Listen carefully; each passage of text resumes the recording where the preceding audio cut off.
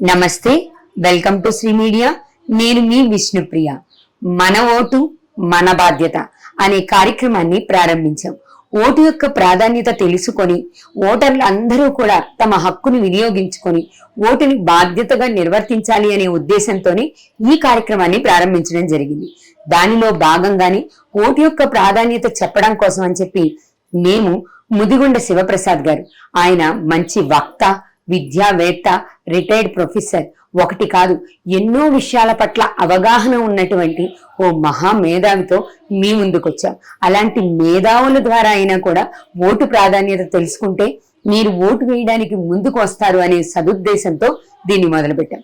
నమస్తే సార్. నమస్కారం అమ్మా. గత కొన్ని సంవత్సరాలుగా చూసుకుంటే మనం ఓటింగ్ శాతం అనేది ఎప్పుడూ కూడా ఏ ఎలక్షన్స్ అయినా, అసెంబ్లీ కావచ్చు, పార్లమెంట్ కావచ్చు, ఏ ఎలక్షన్స్ కైనా కూడా ఓటింగ్ శాతం అనేది 50-55% దాటని నగరాలు, పట్టణాలు ఉన్నాయి కదా సార్. మరి అలాంటి చదువుకున్న యువకులు ఉన్నటువంటి నగరాలు, పట్టణాల్లో ఓటింగ్ శాతం ఎందుకు పెరగట్లేదు? అంటే వాళ్ళకి ఓటు మీద ఆసక్తి లేదంటారా? అందరికీ నమస్కారం. నా పేరు ప్రొఫెసర్ ముదిగొండ శివప్రసాద్, చారిత్రక నవలా చక్రవర్తి, retired professor of Osmania university, Sivam road, Hyderabad, Telangana. Here is a message.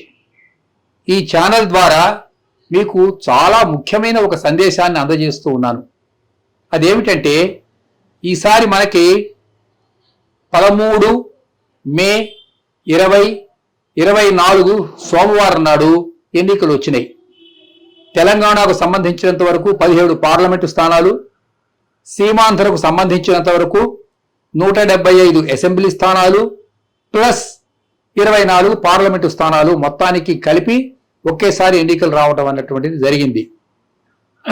ఇప్పుడు ఇది మే నెల, వైశాఖ మాసం. అందులో సీమాంధ్రలో ఎండలు 48 సెల్సియస్ దాటింది అని మీకు తెలుసు. ఈ పరిస్థితుల్లో పోలింగ్ స్టేషన్కి వెళ్ళి ఓట్లు వేయటం అనేది తప్పనిసరిగా కష్టమైన విషయమే. ఇందులో ఎటువంటి అనుమానము లేదు. ఎవరో కొత్తగా ఓటర్లైన వాళ్ళు ఓటింగ్ అంటే ఏమిటో కాస్త హుషారుగా ఉంటుందని వెళ్ళి వేసొస్తారే తప్ప 60 ఏళ్ళు దాటిన వాళ్ళు పోలింగ్ బూతులకు వెళ్ళరు. ఈ వెళ్ళకపోవటం వెనక ఉన్న ఒక కారణం ఏమిటంటే, వడదెబ్బ కొడుతుంది, నా ఒక్క ఓటు వెయ్యకపోతే ఇప్పుడు ఏమి మునిగిపోదులే, ప్రపంచమేమి తల్లకిందులు కాదు, వచ్చేవాళ్ళు ఎడిదిరిగి వస్తారు, రాని వాళ్ళు ఎడిదిరిగి రారు, అధికారంలో పెద్ద తేడా ఉండదు. ఇది వాళ్ళ లాజిక్. ఇది లాజిక్ నెంబర్ 1. ఇక లాజిక్ నెంబర్ 2, శని అది 2 రోజులు సెలవులు వచ్చినాయి సాఫ్ట్వేర్ ఇంజనీర్స్ కి కదా. కాబట్టి సోమవారం నాడు ఇది వచ్చింది. అంటే 3 రోజులు వరుస సెలవులు వస్తే ఈ వరుస సెలవుల్ని ఎంజాయ్ చేయడం కోసం వాళ్ళు ఎక్కడికైనా వెళ్ళొచ్చు, ఊటీకి వెళ్ళొచ్చు, కొడైకెనాల్కి వెళ్ళొచ్చు, వాళ్ళ ఇష్టం. లేదా ఇంట్లోనే కూర్చొని తలుపులు వేసుకొని హాయిగా సినిమాలు చూసుకోవచ్చు. కాదనేవాడు ఎవడు? ఏమన్నా నరేంద్ర మోడీ వచ్చి మీరు ఎందుకు ఓటు వేయలేదు అని ఏమన్నా వీళ్ళని పనిష్ చేస్తాడా? అది మన రాజ్యాంగాల్లో లేదు కదా. కాబట్టి ఓటు వెయ్యకపోవటం అనేది ఒక నేరం కాదు భారతదేశంలో, గమనించండి. అయితే ఇక్కడ మనం కొంచెం చారిత్రకంగా ఒక అంశాన్ని ఆలోచించాలి. మన చుట్టూ చాలా దేశాలు ఉన్నాయి. ఉదాహరణకు చైనా ఉంది. అక్కడ ఓటింగ్ ప్రక్రియ లేదు.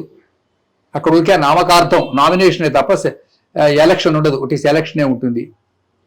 అదేవిధంగా పాకిస్తాను, అక్కడ కూడా ఎన్నికలు ఒక పెద్ద బూటకం. అక్కడ మొత్తం మిలిటరీ కమాండ్ చేస్తూ ఉంటుంది పాకిస్తాన్లో, అవునా? అవును. అదేవిధంగా మిగతా ఆఫ్ఘనిస్తాన్, అక్కడే ఉంది, అక్కడ తాలిబాన్ రూల్ ఉంటుంది. అంటే అక్కడ అవి మతరాజ్యాలు అంటారు వాటిని. అలాగే మయన్మార్, అక్కడ అమ్మాయి పేరు ఏమిటంటే నోబెల్ బహుమతి వచ్చిన అమ్మాయి సూకీ, ఆ పిల్లని తీసుకెళ్లి జైల్లో పడేశారు, మాకు ప్రజాస్వామ్యం కావాలి అంటుంటే. అంటే ఏం జరుగుతున్నది అనమాట? అతిపెద్ద ప్రజాస్వామ్య దేశం భారతదేశం. కాబట్టి ప్రజాస్వామ్యంగా మనకు ఇచ్చినటువంటి రాజ్యాంగం, ఆ హక్కును మనం వినియోగించుకోకపోతే మన దేశం ఇంకొక ఆఫ్ఘనిస్తాన్ లాగా, పాకిస్తాన్ లాగా మారిపోతుంది కదా. ఇది పాయింట్ నెంబర్ 2. పాయింట్ నెంబర్ 3, అవునండి మీరు చెప్తారు ఉపన్యాసం బాగానే ఉంది, వడదెబ్బ కొట్టి మేము కింద పడిపోతే మమ్మల్ని ఎవరు రక్షిస్తారు? నారా చంద్రబాబు నాయుడు రక్షిస్తారా? లేకపోతే వైఎస్ జగన్మోహన్ రెడ్డి వచ్చి మా ఇంటికి వచ్చి మాకు ట్రీట్మెంట్ ఇస్తాడా? నిజమే, అది ఇట్స్ ఎ పాయింట్, కాదని నేను అంటలేదు. కాకపోతే ఓటు హక్కు మీరు వినియోగించుకోవాలి అంటే మీరు జీవించి ఉన్నారు అని అర్థం. ఓటు హక్కు వినియోగించుకోవడం లేదు అంటే మీ వేరే బౌట్స్ తెలియటం లేదన్నమాట కదా. అవును, మీరు జీవించి ఉంటే మీ ఓటు హక్కు మీరు వినియోగించుకోవాలి. నన్ను గనక అడిగినట్లయితే రాజ్యాంగంలో ఒక చిన్న మార్పు చేయాలమ్మా. ఏం మార్పు చేయాలి సార్? ఓటు వెయ్యని వాడికి 10,000 రూపాయలు జరిమానా, 4 రోజులు జైలు శిక్ష. అంటే ఓటు వేయకపోతే శిక్ష లేదు కాబట్టి దాన్ని అంత అలసత్వంగా తీసుకుంటున్నారు అని అంటారా? Correct. Compulsory voting should be introduced in our constitution. Okay, it is my opinion. Okay sir. Everybody should go subject to the a couple of exceptions. Okay, అతను ఇండియాలో లేడు, అమెరికాలోనో కెనడాలోనో ఉన్నాడు, లేకపోతే హాస్పిటలైజ్డ్ అయినాడు, వాళ్ళకి ఎక్సెప్షన్స్ ఉంటాయి. వాళ్ళు సర్టిఫికేట్ తీసుకురావాలి, అయ్యా మేము బెడ్ రీడర్ అండి. నీకు ఒంట్లో ఆరోగ్యం బాగా ఉండి నువ్వు సజీవంగా ఉండి ప్రతి నెల జీతమో పెన్షనో తీసుకుంటూ నేను ఓటు వేయాలంటే ఏంటి అనమా దాని అర్థం? అంటే రాజ్యాంగ హక్కును నువ్వు ఉల్లంఘించినట్లే కావటం లేదా చెప్పండి? అవును కదా సార్. కదా, కాబట్టి కంపల్సరీగా ఓటింగ్ హక్కు చేసేందుకు రాజ్యాంగాన్ని మార్చి 100కి 100% ఓటింగ్ చేయించాలి. ఇప్పుడు మీకు వచ్చిన లాజిక్ చెప్తాను వినండి. కొంతమంది అభ్యర్థులు ఎన్నికల్లో పోటీ చేశారండి. పోటీ చేస్తే ఇగో ఇక్కడ 4 అభ్యర్థులు ఉన్నారు, 1 2 3 4. ఈ 4 అభ్యర్థులకి మొత్తం 100 ఓట్లు. 100 అంటే 100 కాదు, అక్కడ 1,00,000 ఉంటాయి అనుకోండి. మీకు ఊరికే ఎగ్జాంపుల్ చెప్తున్నాను. ఈ 100 ఓట్లలోనూ అసలు 60% ఓట్లు పోలుగాలే. విన్నారా? పోలైన ఓట్లన్నీ 40%. ఈ 40%లో ఇదిగో ఈయనకి ఒక 5 వచ్చినాయి, ఈయనకు ఒక 5 వచ్చినాయి, ఈయనకు ఒక 5 వచ్చినాయి, 5 3 15, 15 పోతే ఈయనకు ఒక 25 వచ్చినాయి. ఈ 25 వచ్చిన వాడిని డిక్లేర్ చేస్తున్నారు హీజ్ లీడర్ గా, నాయకుడిగా. ఇప్పుడు ఎన్ని ఓట్లు మొత్తం? 100 లో ఇతనికి వచ్చినవి ఎన్ని? 25. అంటే 75% రాని వాడు లీడర్ అయిపోయాడు కదా. నిజంగా ఇది చాలా గొప్ప లాజిక్ సార్. మీరు చెప్తున్న దాని ప్రకారం 100లో కేవలం 25% ఓట్లు వచ్చిన వ్యక్తినే మనం నాయకుడిగా తీసుకుంటున్నాం. 75% మంది రిజెక్ట్ చేసిన వ్యక్తి నాయకుడు అయిపోతున్నాడు కదమ్మా. ఈ లాజిక్ గమనించండి. అంటే ఏ వ్యక్తికైతే 75 మంది నువ్వు మా నాయకుడు కాదంటున్నారో అతన్ని ఎన్నుకుంటున్నారు. ఇది పెద్ద ఎనామలీ. అంటే ఓటు వేయకపోవడం వల్ల వస్తున్నటువంటి తీవ్ర పరిస్థితి ఇది. ఇంకా రెండవ లాజిక్ చెప్తాను. 2 అభ్యర్థులు నిలబడ్డారు. ఈ 2 అభ్యర్థుల్లోనూ 2 మంచి బలమైన అభ్యర్థులే. ఈ అభ్యర్థికి 49 ఓట్లు వచ్చినాయి. ఓకే, ఎన్ని వచ్చినాయమ్మా? 49. ఈ అభ్యర్థికి 51 ఓట్లు వచ్చినాయి. 51 వచ్చినాయి. వీళ్ళిద్దరి మధ్య ఉన్న తేడా 1 ఓటే. 2 ఉన్నాయి కదా సార్. 51 కదా, 51లో 1 తీసి ఇక్కడ కలిపితే 50 అయిపోలే, న్యూట్రల్ అయిపోలేదమ్మా. అవును కదా సార్, న్యూట్రల్ అయిపోలే. అవును, అంటే 1 ఓటే తేడా, 1 ఓటే నిర్ణయిస్తుంది. 1 ఓటుతో 100 ఓట్లలో 1 ఓటు తేడాతో పాపం వాడు కష్టపడి 49 ఓట్లు తెచ్చుకున్నాడు. విన్నారా? ఆ 1 ఓటు తేడాతో పూర్తిగా ఆయన రాజకీయ భవిష్యత్తు మారిపోతుంది. ఇది అంటే ఈ పార్టీ ఆ పార్టీ అనే చెప్పటంలే. ఇప్పుడు దేశంలో చాలా పార్టీలు ఉన్నాయి. ఇది మోడీ గారి పార్టీయా లేకపోతే ఇంకా జగన్ గారి పార్టీయా అని అట్లా నేను పార్టీల గురించి ఇప్పుడు ఈ సబ్జెక్టులో నేను చెప్పటంలే. ఓటింగ్ యొక్క ప్రక్రియలో ఉన్నటువంటి కొన్ని విచిత్రమైనటువంటి అనామలీని ఏమంటాం మన తెలుగులో? కొన్ని అంతర్గత వైరుధ్యాలు మీకు చెప్తూ ఉన్నాను. ఓటు ఎంత ప్రాధాన్యం, ఆ ఒక్క ఓటు అనేది ఎంత ముఖ్యం అనే విషయాన్ని మీరు చాలా వివరంగా చెప్తున్నారు సార్. వివరంగా చెప్తున్నాను. కాబట్టి ఒక వ్యక్తి నేను రాకపోతే ఏమైపోయింది, నా ఓటు రాకపోతే మొత్తం ప్రపంచం మునిగిపోతుందా? ఎడుదిరిగి 40% వాళ్ళు ఎడుదిరిగి వేయటం లేదు కదా, ఆ వేసిన వాళ్ళు వేస్తారు. ఉదాహరణకి మీకు వచ్చే ఎగ్జాంపుల్ చెప్తానమ్మా, మీరేమనుకోకండి. ఇప్పుడు నేనుంటున్న ఏరియా పేరు శివం రోడ్. ఈ శివం రోడ్ దగ్గర డిడి కాలనీ, ఇంకా కొంచెం యువతలే కనుక వచ్చినట్లయితే సెంట్రల్ ఎక్సైజ్ కాలనీ, ఇంకో కొన్ని కాలనీస్ ఉన్నాయి. వీటిని అలాగే బంజారా హిల్స్ ఉంది.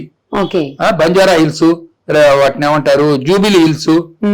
ఇక్కడ వీటి పోస్ట్ కాలనీస్ అంటారు. పోస్ట్ కాలనీ అంటే అర్థం ఏమిటి, ఇక్కడ అరిస్టోక్రాట్స్, పెద్ద ఫిల్మ్ స్టార్స్, ఇండస్ట్రియలిస్ట్, బాగా రిచ్ పీపుల్ వీళ్ళు ఉంటూ ఉంటారు, వ్యాపారవేత్తలు, ఇండస్ట్రియలిస్ట్. వీళ్ళలో ఎంతమంది ఓటింగ్కి వెళ్తున్నారమ్మా ఆలోచించండి. అదే కదా సార్, ఇక్కడ గ్రామాల్లో ఓటింగ్ శాతం ఎప్పుడూ ఎక్కువే ఉంటుంది. వాళ్ళు చదువుకోకపోయినా, వాళ్ళు ఆర్థికంగా బలంగా లేకపోయినా కూడా వాళ్ళు వెళ్ళి ఓట్లు వేస్తున్నారు. చదువుకున్న ప్రదేశాల్లోనూ, బాగా ఆర్థికంగా బలంగా ఉన్న ప్రదేశాల్లోనే ఓటింగ్ శాతం ఎప్పుడు తక్కువగా కనిపిస్తుంది. ఇప్పుడు కాశ్మీర్ తీసుకుందాం. కాశ్మీర్ లో 10%, 15% ఓటింగ్. ఓటింగే 10%, 15%, 20%. అంటే అక్కడ టెర్రరిస్టులు, పాకిస్తాన్ ప్రేరేపిత టెర్రరిస్టులు ఏం చేస్తున్నారు, ఓటేస్తే తప్పేస్తా ఉంటున్నారు. ప్రాణభయంతో ఓటేయరు. ప్రాణభయం ఇంకెందుకు, వాడు పోలింగ్ బూత్కి వెళ్తేనే కదా. అదే కదా సార్, ప్రాణభయంతో వాళ్ళు ఓట్లేయరు. ఇలాంటివి మన ఆంధ్రప్రదేశ్ లో కూడా ఉన్నాయి. ఓటేస్తే చంపేస్తా ఉంటున్నారు. నాకు నేను 2 రిపోర్ట్లు వచ్చినాయి. అవి మీ ఛానల్ వాళ్ళలో మరి ఇంతకు ముందు ఇలాంటి రిపోర్ట్స్ మీరు విన్నారో వినలేదో. ఒక గ్రామంలో ఒక ఆయన అన్నట్ట, నువ్వు కనుక ఓటేయడానికి మీ గ్రామం నుంచి వెళ్ళారంటే మీ గ్రామం అంతా నిప్పు పెడతాను అన్నట్ట. ఇప్పటికి ప్రజాస్వామ్యంలో కూడా ఇలాంటి పరిస్థితులు ఉన్నాయా సార్? వచ్చి రిపోర్ట్స్ వస్తున్నాయి కదమ్మా, చంపేస్తాం ఓటుకు. మీరు కనుక వెళ్ళి ఓటేస్తే, పోలింగ్ బూత్ కి వెళ్తే చంపేస్తాం ఉంటున్నారు. మరి ఇలాంటి భయాల నుంచి బయటకు వచ్చి ఓటు వేయాలంటే వాళ్ళకి కొంచెం ధైర్యం ఉండాలి కదా. ఎవరు ఇస్తారు ధైర్యం? ఎవరు, మీరు ఇస్తారా, నేను ఇస్తానా? చెప్పండి అమ్మా, ఎవరు ఇచ్చేవాళ్ళు ఎవరు? ఎవరు ఇవ్వాలి ధైర్యం? మా చిన్నప్పుడు బ్యాలెట్ పేపర్లు ఉండేవి. నాకు వయసు 84 ఏళ్ళు. మా చిన్నప్పుడు బ్యాలెట్ పేపర్లు ఉండేవి. బ్యాలెట్ పేపర్లు ఎత్తుకొని పోతుండేవాళ్ళు. ఇంత డబ్బాలు ఉండేవి బ్యాలెట్ పేపర్లు అని. అప్పుడు 2-3 పార్టీలు ఉండేవమ్మా.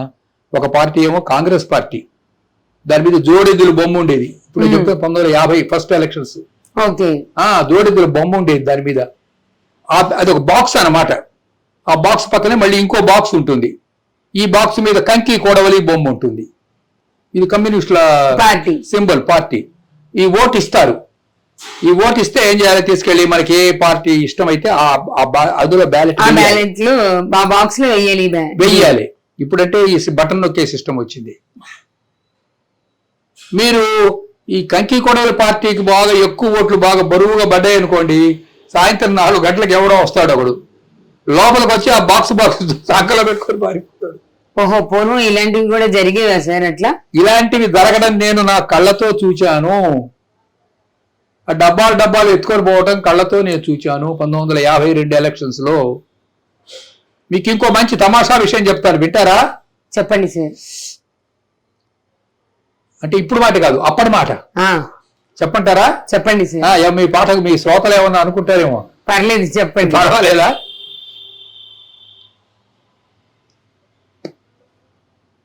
ఒక పెద్ద కంపెనీ ఉంది. ఆ కంపెనీలో ఒక 1000 మంది ఓటర్లు ఉన్నారు. ఆ కంపెనీలో 1000 మంది ఉన్నారు. 1000 మంది ఓటర్లు ఉన్నారు. అదేం కంపెనీ? ఏదో పొగాకు కంపెనీ. వీళ్ళంతా గ్రేడింగ్ చేస్తుంటారు. పొగాకు గ్రేడింగ్ అని పొగాకు కాడాలను తీసి ఇది ABC ఇట్లా వాటిని కదా. అయితే ఆ మేనేజర్ ఒక పార్టీకి చెందినవాడు. ఈ గ్రేడింగ్ చేసి వీళ్ళందరూ ఇంకో పార్టీకి చెందిన వాళ్ళు. వర్కర్స్ అంతా ఒక పార్టీకి చెందిన వాళ్ళు. వీళ్ళకి ఓటింగ్ గనక పర్మిషన్ ఇస్తే వీళ్ళు ఆ మేనేజర్ పార్టీకి ఓటు వేయరు, వేరే పార్టీకి, వాళ్ళకి నచ్చిన పార్టీకి వేసుకుంటారు. అప్పుడు ఈ మేనేజర్ ఏం చేశాడంటే వీళ్ళందరికీ ఆ రోజు సెలవు ఇచ్చి ఎదురికి సెలవే కదా, వీళ్ళందరికీ జీతం ఇచ్చేశాడు. ఒక మేకను కోసాడు, ఒక కలుకుండ తెచ్చాడు, వీళ్ళందరినీ బందీల దొడ్డిలో పెట్టాడు. ఒక 1000 మంది, ఈ 1000 మందిని బందీల దొడ్డిలో పెట్టి తాళం వేశాడు. వీళ్ళు ఏం చేయక్కర్లా, ఫ్రీగా అందులో కూర్చొని మటన్ బిర్యానీ తిని కళ్ళు దాగి ఫ్రీగా జీతం తీసుకొని సాయంత్రం 5 తర్వాత బయటికి వెళ్ళాలి. తనకి ఇష్టమైన పార్టీకి ఓటు వెయ్యరు కాబట్టి వాళ్ళందరినీ అలా దాంట్లో పెట్టి లాక్ చేశాడు. అర్థమవుతోందా? అర్థమవుతుంది. సూచన సన్నివేశాలు మీకు చెప్తున్నా. దీన్ని రిగ్గింగ్ అంటారు. ఓకే, ఓట్లను రిగ్గింగ్ చేశారు. 1954లో జరిగింది. ఆ రిగ్గింగ్ వందల మీద కాదు, కోట్ల సంఖ్యలో జరిగింది. కోట్ల సంఖ్యలో జరిగింది. కోట్ల సంఖ్యలో జరిగింది. ఇది నేను ప్రత్యక్షంగా సూచన ఇన్సిడెంట్ కాబట్టి మీకు చెప్తున్నాను. ఆ రిగ్గింగ్ చేయించిన ఆయన పేరు చెప్పొచ్చునా మీకు? చెప్తే మీకు ఏమైనా ఇబ్బందే? చెప్పండి సార్. ఆయన పేరు ఎస్కే పాటిల్. ఓకే. ఈయన సబర్కాంత అనే నియోజకవర్గానికి చెందినవాడు. ఈ came here to Andhra Pradesh from Gujarat నుంచి వచ్చారు. అతను అప్పుడు కాంగ్రెస్ పార్టీకి ప్రెసిడెంట్ అతను, ఎస్కే పాటిల్. నేను స్వయంగా చూచాను కాబట్టి ఆ తరం వాడిని చెప్తూ ఉన్నా. ఈ లేబరర్స్ అంతా వీళ్ళు కమ్యూనిస్ట్ పార్టీ వాళ్ళు. విన్నారా? అందుకే వాళ్ళని లోపల పెట్టి లాక్ చేసి వాళ్ళకి జీతం ఇచ్చి భోజనం పెట్టి బిర్యానీ పెట్టి తలుపులు వేశారు. Do you call it democracy? దీన్ని ఎలా ప్రజాస్వామ్యం అంటాం సార్? ప్రజాస్వామ్యం అని అనలేం కదా. కాబట్టి ఇప్పుడు మీకు నేను 4-5 విషయాలు చెప్పా, రకరకాల విషయాలు చెప్పా. ఇవన్నీ నేను సూచన విషయాలు కాబట్టి చెప్తున్నా. నిర్భయంగా ఎండ ఉంటే కొంచెం ఏం చేస్తారంటే తెల్లవారుజామున వెళ్ళండి, వెళ్ళి క్యూలో నిలబడండి. తెల్లవారుజామున వెళ్ళి క్యూలో నిలబడండి. ఒక్కరోజు కష్టపడలేరా మీరు దేశం కోసం? సంవత్సరంలో మొత్తం 364 రోజులు మీకోసం బతకండి. ఒక్కరోజు దేశం కోసం బతకండి. తెల్లవారుజాము 4కు బయలుదేరండి, మొహం కొడుకొని వెళ్ళి క్యూలో నిలబడండి. వాళ్ళు తలుపు తెరిచేటప్పటికల్లా గబుకొని ఓటేసి ఇంటికి వచ్చేయండి. మీకు ఎండ తగలదు. అవునా? అవును సార్, ఎండ తగలదు. అయితే అప్పటికే చాలా మంది వస్తారంటే సరే పర్వాలేదు, వెళ్ళిపోయి తెల్లవారుజామున వెళ్ళి క్యూలో నిలబడండి 13వ తారీఖు నాడు. ఇదే నేను మీకు ఇస్తున్న సందేశం కాదు, హెచ్చరిక కూడా. 13వ తారీఖున వెళ్ళి క్యూలో నిలబడండి. తెల్లవారుజామున ఎవరు వెళ్తాడు సార్ అంటే మీరు అక్కడ వీసా కోసం ఆ ఊరు పేరు ఏంటండి, మద్రాసు. అక్కడ సఫైర్ అని ఒక థియేటర్ ఉంది, అక్కడ ఫ్లైఓవర్ ఉంది. రాత్రి వెళ్ళి అక్కడ పడుకుంటారు. అవసరం సార్ అది కదా. రాత్రి వెళ్ళి పడుకుంటారు. నేను చూచా. ఏది మర్నాడు 10ంటికి కానీ వాళ్ళ ఆఫీస్ తెరవరు. కాకపోతే క్యూ పెరిగిపోతుందన్న భయంతో వీడు తెల్లవారుజామునే వెళ్ళి అక్కడ పడుకొని ఉంటాడు. ఇంకా నిద్ర లేదు, పోవలేదు రాత్రి. నేను చూచానమ్మా ఇట్లా. మరి మీకు అంత అక్కడ ప్రేమ ఉన్నప్పుడు దేశం మీద ఆ మాత్రం భక్తి మీకు ఉండవలసిన అవసరం లేదా? ఈ దేశం మీకు అన్నం పెడుతున్నదే, ఈ దేశం మీకు నీళ్లు ఇస్తున్నదే, ఈ దేశం మీకు ఉద్యోగం ఇస్తున్నదే, ఈ దేశం మీకు రక్షణ ఇస్తున్నదే. కనీసం భారతదేశం మీద మీకు ఆ మాత్రం కూడా గౌరవం లేదా? ఆలోచించండి అమ్మా. Vote is a must. ఇది మీ హక్కు మాత్రమే కాదు, బాధ్యత కూడా. ఓటు వెయ్యని వాడు దేశద్రోహి. నేను మళ్ళీ చెప్తున్నాను, వినండి. నా ఓటు లేకపోతే ఏమవుతుంది అంటే, మీ ఓటు లేదు అంటే అర్థం మీరు ఎలక్టరల్ రోల్స్ లో లేకపోవడం అని కాదు, మీ అస్తిత్వం లేదు అని అర్థం. ఇంకో పని చేయొచ్చు. బాగా ఎండలు ఎక్కువగా ఉన్నాయండి, మేము పొద్దున్నే తెల్లవారుజాము లేచి, నేను ముసలివాడిని చేయలేను, ఉదయం కొంచెం నాకు అట్లా అలవాటు లేదు అంటే పోనీ సాయంత్రం వెళ్ళగలరా? వాళ్ళు 5 o'clock మూస్తారు కదా, తలుపేస్తారు డోరు. పోనీ సాయంత్రం 4 o'clock 4:30కి అప్పుడు వెళ్ళగలరా? వెళ్తే ఏం చేస్తారంటే వాళ్ళు, మీరు ఒక 100 మంది 4:30 తర్వాత వచ్చిన వాళ్ళందరినీ కాంపౌండ్ లో కూర్చోబెడతారు. ఒక 1000 మంది వచ్చిన కాంపౌండ్ లోనే కూర్చోబెడతారు. అంటే రాత్రి 9 అయినా సరే 5 లోపల ఆ కాంపౌండ్ లోకి వచ్చిన వాళ్ళందరికీ పర్మిషన్ ఇస్తారు. ఇప్పుడు దాని టైమింగ్ కూడా పెంచారు కదా సార్, ఎన్నింటి దాకా 6 గంటల వరకు, ఇంకో గంట వేసవి కాలం అని ఎండల కారణంగా 5 గంటలకు అయిపోయే ఓటింగ్ ని 6 గంటల వరకు పెంచారు కదా. ఇంకా 5:30కి వెళ్ళి ఇక్కడ కూర్చోండి, మీకేంటి? మీ ఇంట్లో మీ పోలింగ్ బూత్ ఎంత, మీది ఇంటి దగ్గర నుంచి ఒక 10 నిమిషాలు కూడా ఉండదు. అవును. కాబట్టి మీరు 5:30కి బయలుదేరండి. పోనీ ఇంట్లో 5:45 అక్కడ వెళ్ళి కాంపౌండ్ లోపలికి వెళ్ళి కూర్చోండి. మీరు 7:30, 8 కల్లా అప్పటికి ఒక 1000 మంది ఉన్నారు అనుకుందాం ఫర్ ఎగ్జాంపుల్. ఉన్నా మీకు పెద్ద నష్టం లేదు, ఓటు వేసుకొని రావచ్చు. ఓటు 8 అయినా సరే, కావాలంటే ఒక మంచినీళ్ళు సీసాను బిస్కెట్ ప్యాకెట్ పట్టుకొని అక్కడే కూర్చోండి. ఆంధ్రప్రదేశ్ లో 5 కోట్ల మంది ప్రజలు ఉన్నారు. నాకు ఓట్లు ఎన్ని ఉన్నాయో సరిగ్గా తెలియదు, 3 కోట్లు ఉన్నాయి అని నేను అనుకుంటున్నా. తెలంగాణలో కూడా 5 కోట్ల మంది ప్రజలు ఉన్నారు. ఇక్కడ కూడా 3 కోట్ల మంది ఓటర్లు ఉండవచ్చు.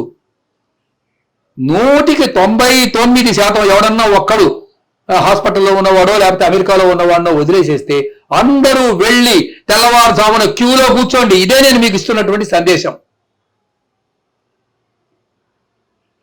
ఏదేమైనా ఖచ్చితంగా ఓటు వేసి తీరాలి. ఎలాంటి పరిస్థితులు ఉన్నా కూడా ఓటు వేసి తీరాలి. థ్యాంక్ యూ సార్, చాలా చాలా బాగా చెప్పారు, చాలా ఎగ్జాంపుల్స్ తో. చూశారు కదా ఓటు ఎంత ముఖ్యం, ఓటు వెయ్యకపోతే సమాజానికి వచ్చే పరిస్థితులు ఎలా ఉంటాయి, ఎటువంటి పరిస్థితులు ఎదుర్కోవాల్సి వస్తుందో అనేది మనకి గురువు గారు ప్రత్యక్షంగా చూసినటువంటి ఉదాహరణల ద్వారా కూడా తెలియజేశారు. కాబట్టి మన హక్కుని మనం వినియోగించుకుందాం, మన బాధ్యతని మనం నిర్వర్తిద్దాం, మన ఓటుని ఖచ్చితంగా మనం ఉపయోగించుకుందాం. ఎవరైతే సరైన నాయకులని మీరు అనుకుంటున్నారో ఆ నాయకులకు ఓటేసి వాళ్ళని గెలిపించడానికి ముందు మనం బయటికి వెళ్ళి ఓటేయాలి. ఓటింగ్ డే అంటే హాలిడే కాదు, ఇది వర్కింగ్ డేని, మన ప్రజాస్వామ్యాన్ని కాపాడుకోవడానికి పనిచేసే పని దినం అని మీరు భావించి బయటకు వచ్చి ఓటేయాలి అన్నదే గురువు గారి సందేశం. మరొక సందేశం కూడా చెప్తున్నాను, వినండి. మాకు ఓటేయండి అని మీకు ఎవరో డబ్బులు పంపిస్తారు, ల్యాప్టాప్లు పంపిస్తారు, విన్నారా, సెల్ ఫోన్స్ పంపిస్తారు. ఇది రాజ్యాంగ విరుద్ధం, ఇది అనైతికం. వాటిని తీసుకోకండి, నా మాట వినండి. మీకు ల్యాప్టాప్లు పంపిస్తే తీసుకోవద్దు. కలర్ టీవీలు ఇస్తామంటారు, ఓటేస్తే కలర్ టీవీలు ఇస్తారట. ఇది అనైతికం. దయచేసి మీరు ఒక నిజాయితీ గల భారతీయ పౌరుడులాగా జీవించండి. ఒకవేళ ఇన్ కేస్ బలవంతంగా గనక మీ ఇంట్లో డబ్బులు పెట్టి వెళ్ళిపోయారనుకోండి, అప్పుడు ఏం చేస్తారో డబ్బులు రోడ్డు మీద పారేయకండి. ఆ డబ్బుల్ని ఇక గత్యంతరం లేక మీకు పెట్టినా ఎవరు ఈ దేశాన్ని రక్షిస్తారో, ఎవరు ప్రజాస్వామ్యాన్ని కాపాడుతారో వాళ్ళకే ఓటేయండి. మీ ఆత్మను మాత్రం చంపుకోవద్దు. నమస్కారం. చూశారు కదా, ఓటు వెయ్యడం మన బాధ్యత. ఆ వేసే ఓటుని నిజాయితీగా వెయ్యడం అనేది మన కనీస కర్తవ్యం అని గురువుగారు చాలా ఘంటాపదంగా చెప్పారు. మనలో ఆ బాధ్యత, ఆ నైతిక విలువలు ఉంటేనే మన దేశాన్ని, మన రాష్ట్రాన్ని మనం సక్రమంగా నడిపించుకోగలుగుతాం, మనం అవినీతి నుంచి దాన్ని కాపాడుకోగలుగుతాం. కాబట్టి మీ ప్రయత్నం మీరు చేయండి, మీ ఓటు హక్కును వినియోగించుకోండి. మన ఓటు మన బాధ్యత అని మీరు గుర్తించి బయటకు వచ్చి ఓటేయండి. మర్చిపోకండి, మన ఓటు మన బాధ్యత.